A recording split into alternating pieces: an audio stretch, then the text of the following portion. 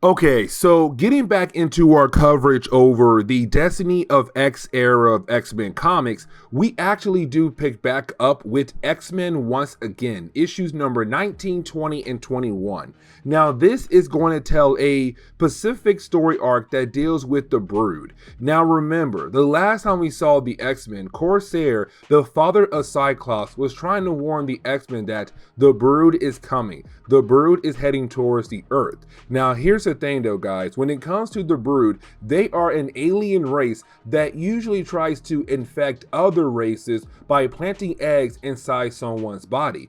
And once that egg hatch, that baby Brood will then take over your body completely. Now, in recent years, the Brood have been kind of on a path of good. And the reason why, because they have been led by a Pacific person known as Brew. And when it came to Brew, he held the king's egg. And usually, if you held the king's egg, you're the one in charge of the entire race. And so his goal was to lead his race into a better direction, a direction of good. But the problem is though, the last time we saw Corsair, the Brood had attacked him and had infected him. And so we're left to wonder what in the world is going on with the Brood at the moment. And so getting into today's storyline, we're going to pick up with Forge and Monet first. Now, when it comes to these two characters, they're not going to deal with the Brood at all. And the reason why, because they're trying to travel over to Nowhere. Now, when it comes to Nowhere, it was a very interesting concept. And the reason why, because when it came to Nowhere, it was the head of a dead celestial that was turned into a city. Other times, it was also used as a science station, and later years, it was also used as a base for different kinds of characters like the Guardians of the Galaxy and also Thanos in the Black Order. Now, with that being said, in recent years, when it came to Nowhere, it fell into a black hole, and so nobody has seen it since, except Forge and Monet. They want to travel there, and the reason why, because we kind of find out Forge and Cable went back in time and planted a Krakoan gate, had a hard time saying that, on Nowhere before it fell into a black hole. And right now, apparently, that gate is now connected to another gate on Krakoa, which means right now, Forge and Monet are able to travel to Nowhere even though it fell into a black hole. And so this is going to give Forge and Monet the ability to actually explore a brand new kind of universe. But then we jump over to the X-Men. Now, when we do, we see the X-Men arrive to where Corsair had crashed at, but called out for help. And apparently he crashed at this outer rim of some random world. Either way, when the X-Men arrive, they do see a bunch of Brood there. And so their goal is to take out the Brood, but to also save Cyclops' father, Corsair. And so when it comes to Cyclops, he says, you know what? We have to split up into 3 teams. So Jean Grey and Magic, I need you guys to go out there and find Brood. Firestar and Iceman, I want you out here to continue to fight against the Brood. Just trim down the numbers. While me, Sync, and Talon go inside the place to look for my father. And so you have all 3 teams do what they're supposed to do. Now, when it comes to Jean Grey and Magic, unfortunately, they cannot find Brood anywhere. And so Jean Grey used the minds of other psychics back on Krakoa to kind of help her mind to locate Brood anywhere in the solar system. And they were able to figure out that right now, currently, he's on Araco, the second mutant nation on Mars. Now, when it comes to Cyclops, Talon, and Sync, they were able to find Corsair, Cyclops' father. The problem is though, it's getting very close to the point where the Brood that has infected his body is about to take over his body. Now, with them being able to find Corsair, here comes the next problem. That Brood is slowly about to take over the body of Corsair. Now, luckily for Cyclops, his 2 team members, Talon and also Sync, apparently they believe they should be able to do surgery on Corsair to remove the brood out of his body, and then he will no longer be infected. And so we had these two characters begin to work together to remove the actual brood inside of Corsair, while you have Cyclops trying to cover them by continuing to fight against broods who are trying to get to Cyclops, but also his team members and his father. At the very end of this section, our two heroes are able to remove the brood out of Corsair's body, but now he needs some medical help because homeboy literally just went through surgery right here and there. So like they gonna have to hurry and get this man some proper medical help. Except the problem is though, they can't leave. Their way out was Magic, except Magic went with Jean Grey to look for Brood. Because again, with Brood being the one in charge of all the broods, their question is right now, where is he? And so they found out he's on Araco. And so with Jean Grey and Magic going over to Araco, they're too far away from Cyclops and the others. And so she cannot hear Cyclops trying to say, hey, we need to leave. Can you tell Magic to open up a portal to get us out of here? Because right now we are surrounded by a bunch of broods. I don't know if we'll be able to survive this truthfully. But getting back over to Forge and Monet, we see the two characters being able to arrive in nowhere. Now this is a huge discovery, and the reason why, because no one truly knew what happens to things once they fall into a black hole. And so right now for Forge and Monet, this is a huge discovery. Now, when they do arrive, they do find two dead bodies. Those two dead bodies is themselves. And so they have no idea if these versions of themselves came from the future or possibly another universe or possibly the past as well. But either way, you didn't have Monet show Forge what's happening right now on the outside parts of nowhere. It's a whole brand new kind of universe. Now, as we dive into the second chapter, we do pick up with Jean Grey and Magic, and they were able to find Brood on Araco. The thing is though, Brood had no idea that there are certain broods out there just going across the universe causing havoc, because like I said earlier, when it came to Brood getting his hands on the King's Egg and becoming in charge of the entire race, his goal was to turn a new leaf for the race, to make them be good guys now.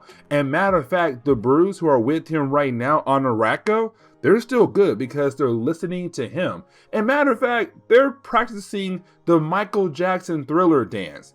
Literally, they are. Now, when it comes to Jean Grey, she realized that Brood does look very tired. And so she says, hey, you know what? I am going to enter your mind. No, I'm not asking, I'm telling you. Because I feel like there's something wrong with you. But getting back over to the X-Men who are trying to save Corsair, well, right now they have to find a different way off this planet. And the thing is, they have to use another spaceship as a way to get off this planet. But at the same time, you also have innocent people who are trying to leave as well. And so their goal is to technically just keep fighting off the Brood until Cyclops is able to get the jet ready. But all the different kinds of innocent people are able to get on the jet as well. This could also be a great moment for Iceman. And the reason why, because we have to remember, this man is an Omega level mutant. And so he is able to do some heavy work here when it comes to the X-Men just need some more time to get everything going. And so thanks to him, everything is ready to go and the X-Men are able to get off this planet and get away from the Brood for the time being. Now, real quickly, we do jump over to Forge and Monet. Now, when it comes to our two characters, they don't really sit down and try to explain what in the world is going on with the idea of nowhere being this new kind of universe. But on top of that, what happened to the dead bodies they found earlier. Either way, you have Forge and Monet both say that their main goal is to just get back home. And apparently Forge does have a way to get them back home. And so he does begin the process of just getting them back home into their universe. But then we jump over to Jean Grey and Monet. Now, when we do, it's really more of Jean Grey still diving deep into the mind of Brood. Now, once she's able to kind of finish poking around, that is when she finds out that Brood is being controlled by another character known as Nightmare. Now remember, when it comes to Nightmare, he is the ruler of the nightmare world, but in the dream dimension. Now the last time we saw him was back in X-Men number 4, where you had Jean Grey being able to wipe the floor with this dude. And so, of course, this means the only reason why he's back here is to get revenge against the X-Men. Now, what he tells Jean Grey is that he was the one that was going around recruiting different groups of Brood and using them as a way to attack different planets across the universe. And the reason why? Because the Brood are able to spread fear. That leads into nightmares, where Nightmare could of course feed off of. Now here's the thing though, because he's also trying to spread a rumor that the X-Men, the mutant race, are the reason why these Broods are attacking different planets across the universe. It's just him trying to get revenge in the most craziest kind of way. We also kind of find out that the innocent people, the X-Men team that were trying to save Corsair's life, but they also saved a group of innocent people. Well, those innocent people are also infected with Broods. And right now, they're on the same spaceship with the rest of the X-Men team. But Nightmare is also trying to find a way to send the Brood over to Krakoa to just attack there, but then attack the entire world. He has one heck of a master plan up his sleeve. But then we have to jump over to Krakoa for a completely different reason. And the reason why, because at first you have Sage trying to call up Emma Frost and also, well, Kitty Pryde to say, hey, listen, somebody had just arrived for the first time on Krakoa. And it's crazy because she brought someone else with her who's not a mutant. And the question is right now, who in the heck is Sage talking about?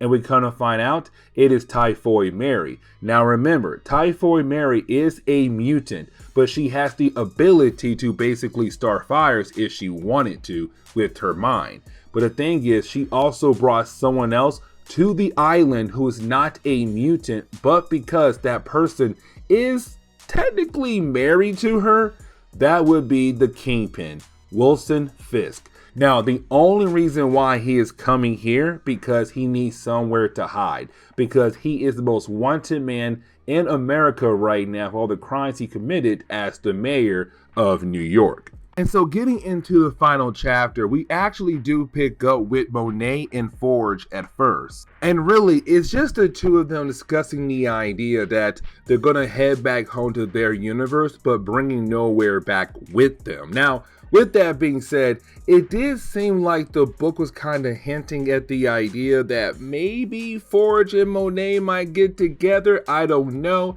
It's a very far-reaching thing to say, but it kind of did look like that.